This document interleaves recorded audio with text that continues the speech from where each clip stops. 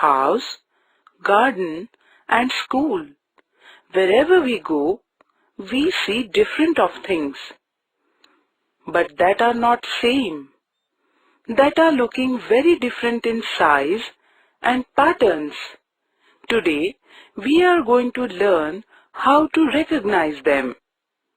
Now you see that when you keep your palm on your mother's palm, now you understood that your mother's palm is not same in size.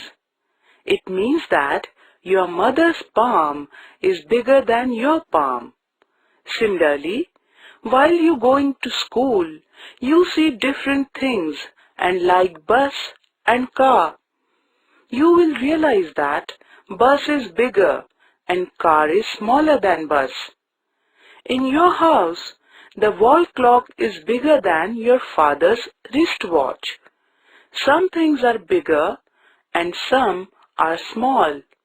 Similarly, the earthenware in which you store the drinking water is bigger than glass, which is small.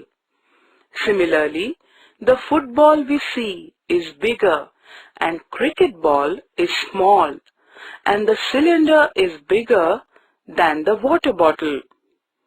In this picture, sofa set is bigger than plastic chair, which is smaller than sofa set.